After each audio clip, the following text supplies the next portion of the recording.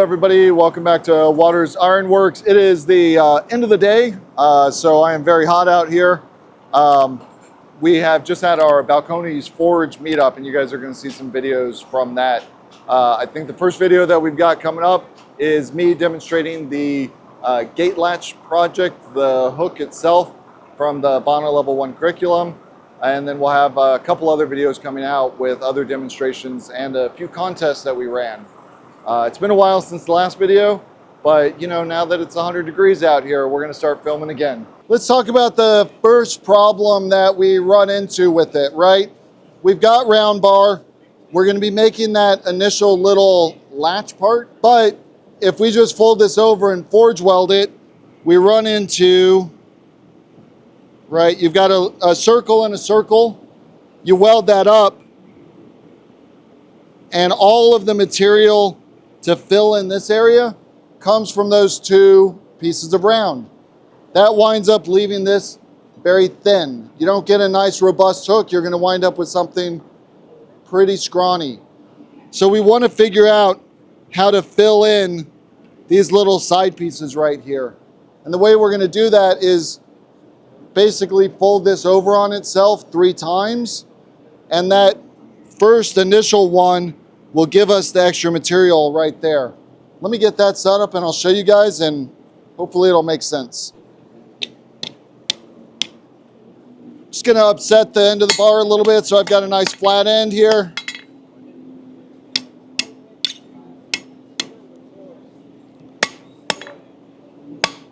What we're gonna do to set up this initial fold, we're gonna knock the sides in just a little bit, give it a short,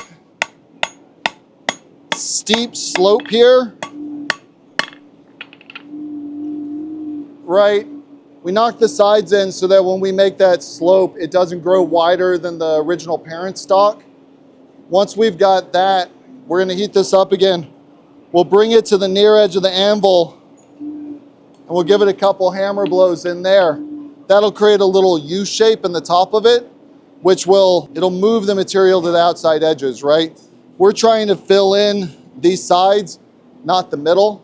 So if we can put a U down the middle of it, that gives us all the material in the sides. It's in the right spot to fill up the gap that we're looking to fill. I'm gonna come in,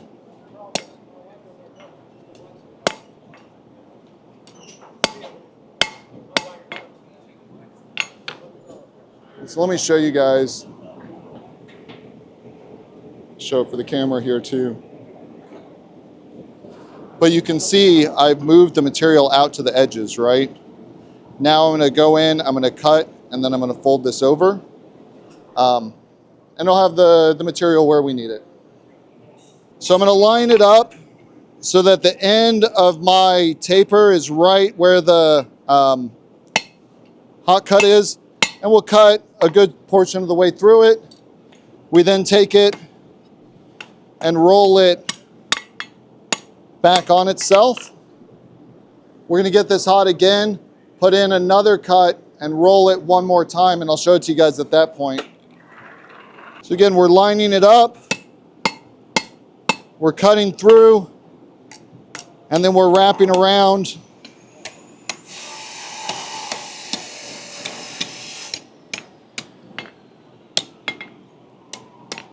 Get a little more heat in that.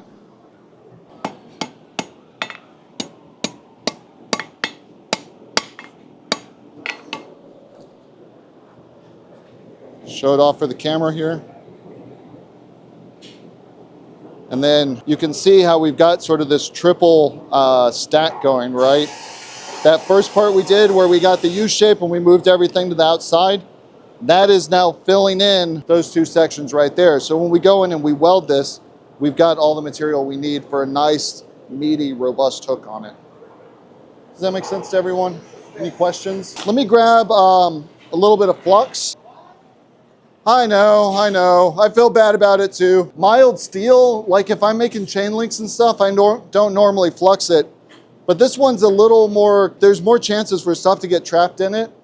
So I think flux makes sense. Does everybody know what flux does, why you use it? No? So And what we're using here is borax. This is anhydrous borax. It's the same stuff that you can get in the laundry aisle in the grocery store, except this has been dehydrated, all the water's been driven out of it, and then it's been crystallized in nice little chunks. You can use the stuff from the grocery store just the same. It melts a little bit differently, but does the same stuff. What flux is doing for us is a couple things. One, it helps provide a barrier between the oxygen and the steel. So it'll help prevent rust, scale formation, things like that as we're getting this hot. It will also help lower the melting point and help dissolve away some of the scale that's on the steel. Scale does not weld, right? If you've got a piece of scale in between two pieces that you're welding, you have an inclusion, that section will not weld. So you need to get all the scale out. In theory, you can go in and you can clean stuff up real nicely, right? You're doing Damascus, that's what you got to do. This one's just quick and dirty though. We're going to get it good and hot, sprinkle a little bit of flux on there, and then go in for our welding heat. So you can see how this stuff is melted on if you haven't used flux before, right? We've got a nice glassy coating. It's not glue. I probably put on more than I technically need. Again, we're just trying to cover it up, make sure it gets down into the cracks, really. And now we're going to take our welding heat. Welding is really a pretty simple process, right? We're going to get it hot. We're going to get the surface of it starting to look pretty liquidy, and then we're going to hammer it together. If you're at the right heat, you hit it with the right strength of blow, it sticks. It's no problem. In fact, if you've got two pieces of steel that are at the right welding temperature in the fire and you tap them against each other, they'll just stick in the fire. It's not a whole lot of strength that you need to do on this. You're going to get it up to a bright yellow into the white. If we see sparking, we know we're at the right temperature. But what I'm really looking for, and I'm probably going to burn this because I'm talking too much and not welding enough, but the surface of it should look wet, right? If it doesn't look wet, it's not going to weld. I think of it a lot of times like if you have butter that's been out on the counter in the hot room for a couple hours and the surface is a little shimmery, that's what you're looking for. We are right about there.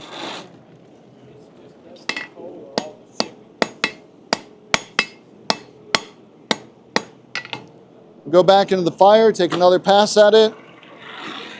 And my weld should be set at this point, so I'm not going to bother fluxing again. You can, but it's less necessary.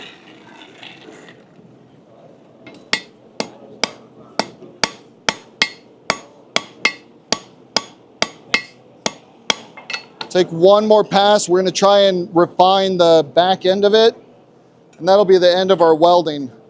Those blows that I'm doing straight up and down, those are the ones that are really welding, right? We've got the steel stacked up. We're hammering it into each other. That's our welding plane. I'm then going in on the sides just to clean things up a little bit and try and get rid of all those lines.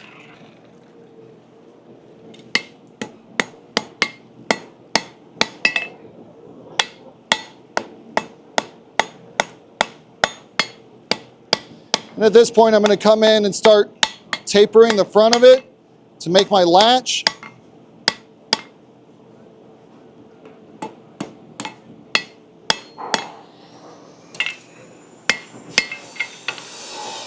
Let's take a look at where we are. So you can see we've got what looks like a pretty good weld there. Maybe a little bit of a line in the back, but it all looks like it's nice and solid. So at this point, it's really all about shaping our hook. I quench the tip here just so I can do a little bit of upsetting, sharpen up that back corner a little bit.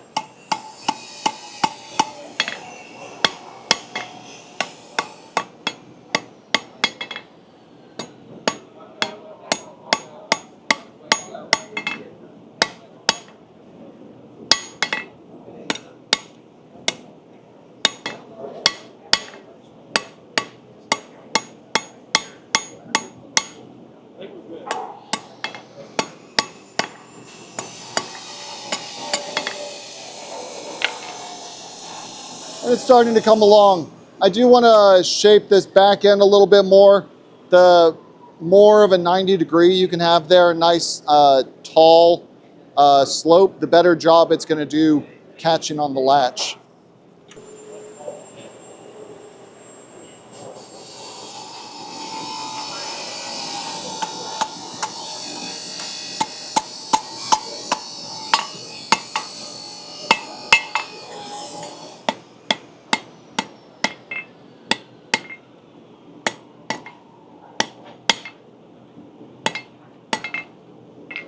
I think that looks pretty good. You go in with the file maybe and sharpen that up a little bit squarer, but overall that hook looks pretty reasonable.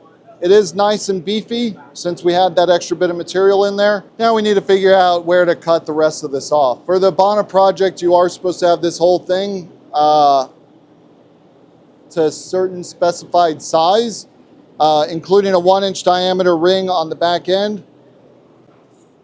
I'm not going to make everybody go through the math on this. I'm going to cheat a little bit here. I have a printout, exclusive printout of Chapter 10 of the Skills of a Blacksmith Volume 4, which is not published yet. Thank you, Mark.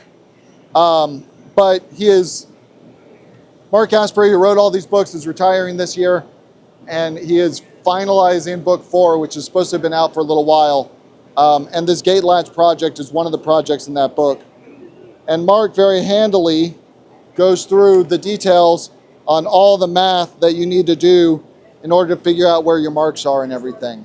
And either doing the math or buying Mark's excellent book when it comes out, we can see that we need 10.5 inches from the back of our hook to the end of our steel in order to get all the different pieces of this hook together. So let's measure that out. So our hook is going to look roughly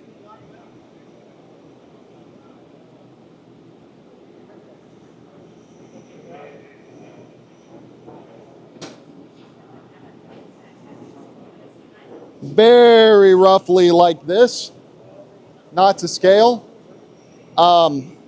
We're looking for a 1-inch inner diameter eye here. This is supposed to be 3 1/4.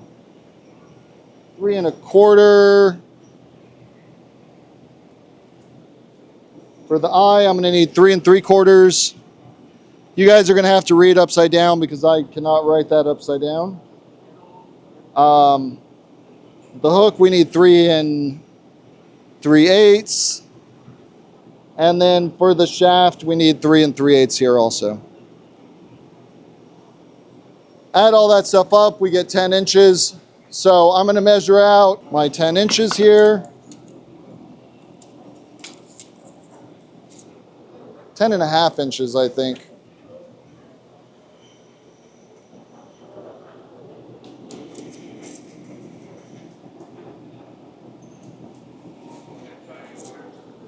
This is the part they don't tell you about blacksmithing when you first get started. They lure you in with all the playing with fire and just making stuff, and it's fun. And then it turns out that there's a bunch of math that you have to do. So I've got that 10.5 inches marked on my anvil. Transfer that mark over to the steel.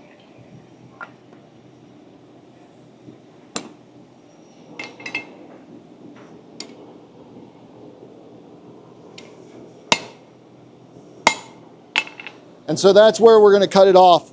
But I do need these other marks at 3 3/4 and then 3 3/8. So 3 3/4 there.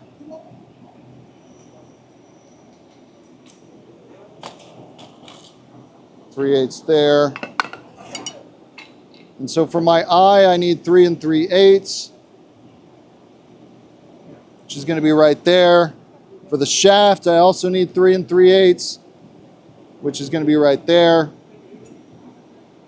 And then this is a good sign. My 3 3/4 lines up, so we've done something right. I could go in with the round punch on this, but in terms of expediency, we're just going to give a couple little notches right there. instead of cutting all this off and then having to work with tongs and everything else, we'll leave it on the bar and we'll do the initial hook and then we'll cut it off after that. So let's get this first end hot. We'll bend it around. All right, I've got it hot.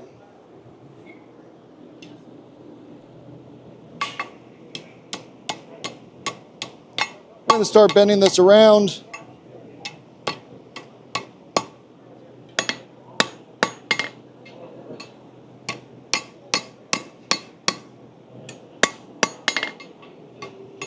Form our hook.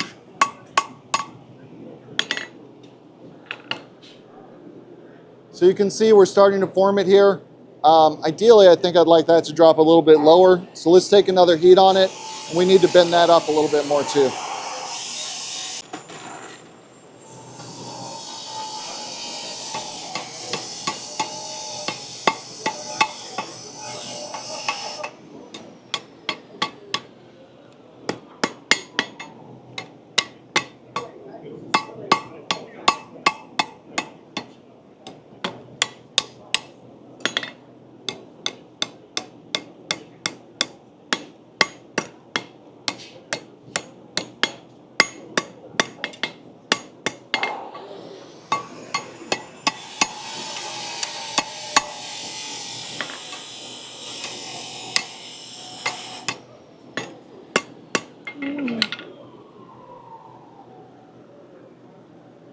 Not the best.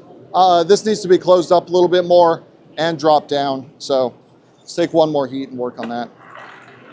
When we're trying to move the steel this way, the important thing to keep in mind, right, is we're going to get bending and shifting of where it is if we have an air gap under the steel.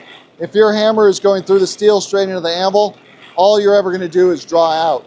So you'll notice when I'm putting it over the horn, I'll be hitting on areas that are unsupported.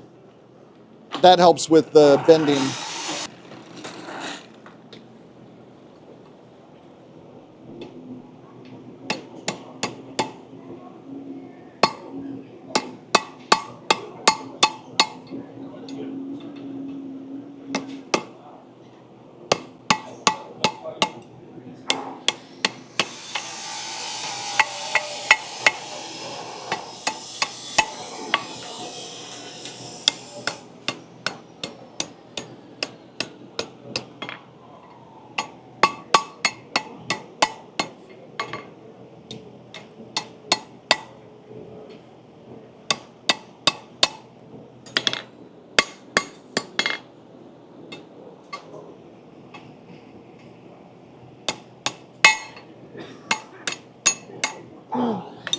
That's a little better. Trying to drop it down, like I said, it's not quite as smooth as I'd like, but that's okay. We're going to take a heat now further back and we're going to cut this off the rest of the bar. We'll make our eye on the back end.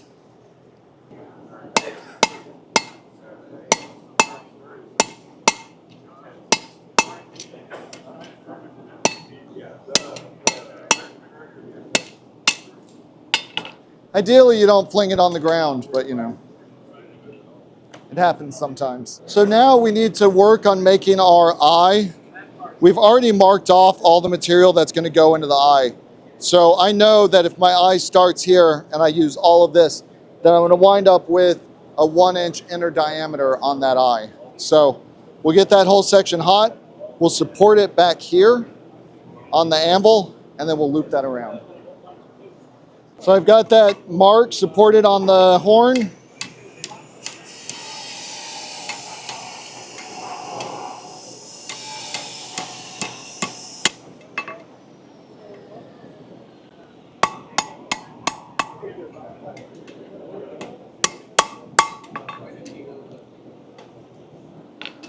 We're starting to bend that around. I'm a little bit big right now, right? That's not going to line up back with there.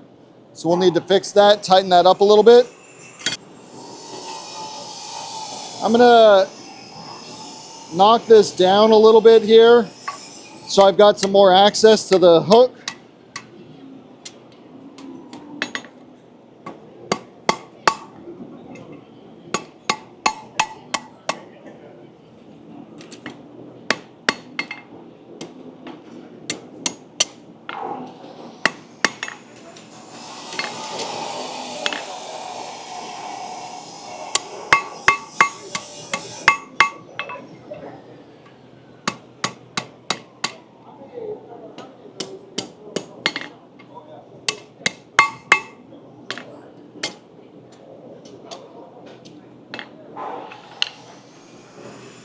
Take one more heat there. And I'll be honest, I don't know that this is the prettiest one of these I've ever made, which is perfect when you're doing a demo. Mark, if you're watching this, please forgive me. We'll get a video, an official video out on how to make these. Talk about where some of the challenges with this one came up and how to make them correctly. But it's not bad.